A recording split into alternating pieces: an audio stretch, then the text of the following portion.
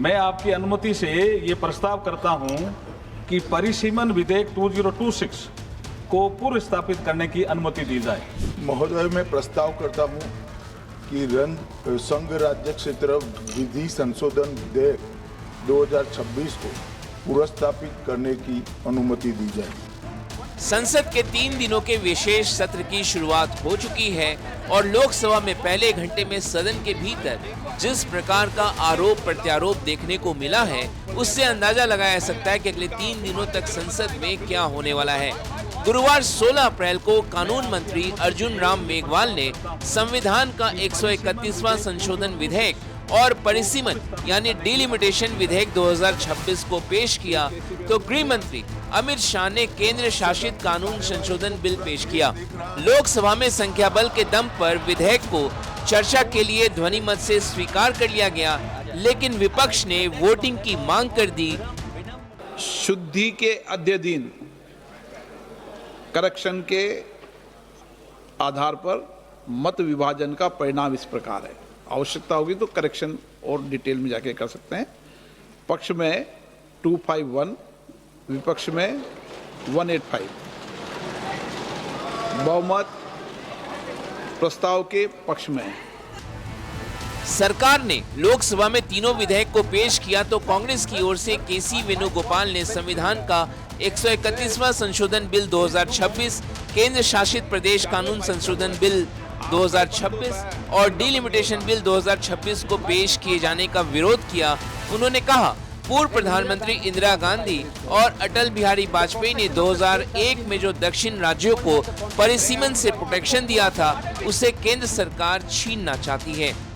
When Indira Gandhi ji was the Prime Minister, the protection of the states has been given by the Constitution 25 years. Sir, Atal Bihari Vajpayee ji also in 2001, Atal Bihari Vajpayee also extended that protection. Now you want to take away the protection given by Indira ji and Atal Bihari Vajpayee.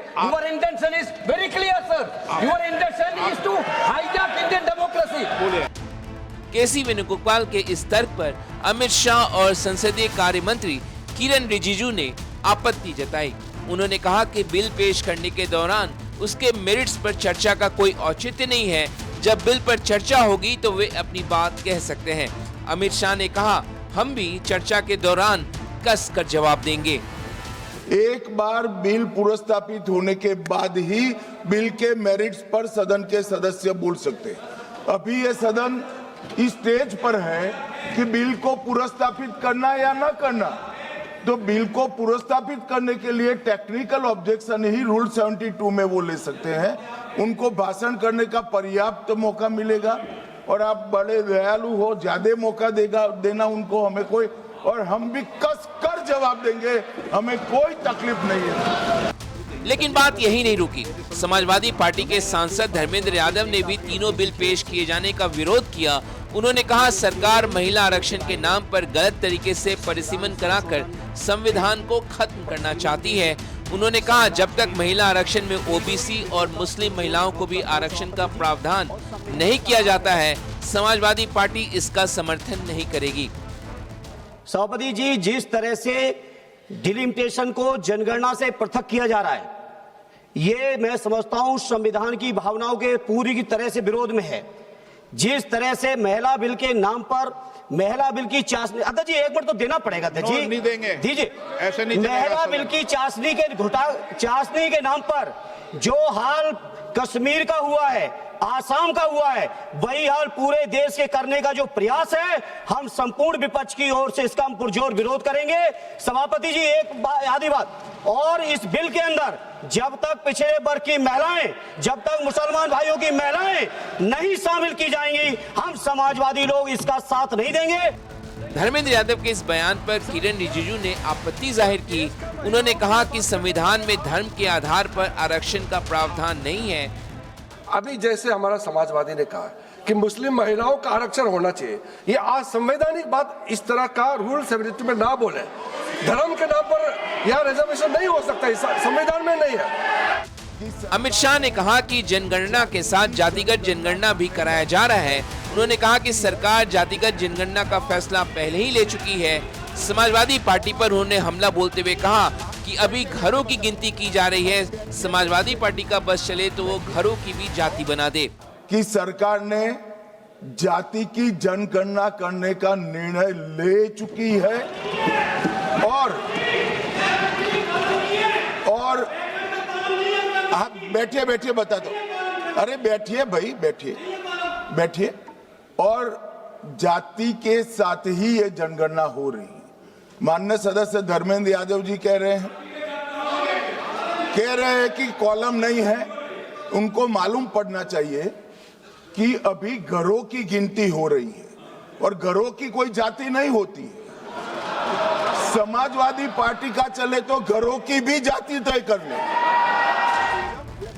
उन्होंने कहा कि ये जनगणना जाति जनगणना के साथ होगी। अमित शाह ने कहा कि धर्मेंद्र यादव ने मुस्लिम आरक्षण की बात की है, जबकि मुस्लिमों को किसी भी प्रकार का आरक्षण गैर संवैधानिक है।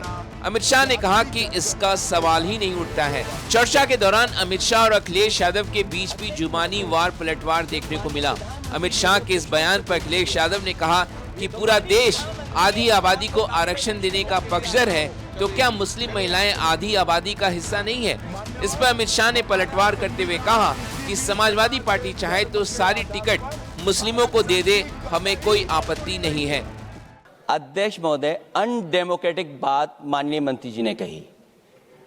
हो सकता है उन्होंने धर्म की बात कही हो, लेकिन पूरा देश आधी आबादी को आरक्षण चाहता है। अध्यक्ष महोदय, मैं माननीय मंत्री से जानना चाहता हूं, क्या मुस्लिम महिलाएं आधी आबादी में नहीं आती हैं? नहीं होनी ना, देंगे। समाजवादी पार्टी सारी टिकटें मुस्लिम महिलाओं को दे दे, हमें कहां आपत्ति है? हमें कोई आपत्ति नहीं है। AIMIM के सांसद असदुद्दीन ओवैसी ने भी तीनों बिल को पेश किए जाने का विरोध किया। उन्होंने कहा कि सरकार इसके जरिए संघीय ढांचे को खत्म करना चाहती है। उन्होंने कहा कि परिसीमन से दक्षिण के राज्यों और छोटे राज्यों को नुकसान होगा। ओवैसी ने ये भी कहा कि पश्चिम बंगाल और तमिलनाडु में विधानसभा चुनाव से एक हफ्ते पहले ये बिल पेश कराने की प्रक्रिया चुनाव को प्रभावित करने के मकसद से किया जा रहा है, जो कि आचार संहिता का उल्लंघन है। Sir, this is not about the one reservation. The main goal is to make South rural and other areas rural and completely erase the representation of OBCs and Muslims from the elected legislature. Sir, federalism is the basic structure of the Constitution. By removing the delimitation freeze, it gives more seats and power to larger population while denying a fair voice to smaller population. This again is a violation of federalism, which is part of basic structure, sir. बहरहाल लोकसभा में bill को चर्चा के लिए स्वीकार कर लिया गया है। परिसीमन विधेयक बिल के तहत लोकसभा की सीटें 850 तक करने का प्रस्ताव है। ये माना जा रहा है कि महिला आरक्षण बिल पर संसद में 12 घंटे बहस होगी। 17 अप्रैल को शाम 4 बजे बिल पर चर्चा के बाद पास कराने के लिए मतदान किया जाएगा।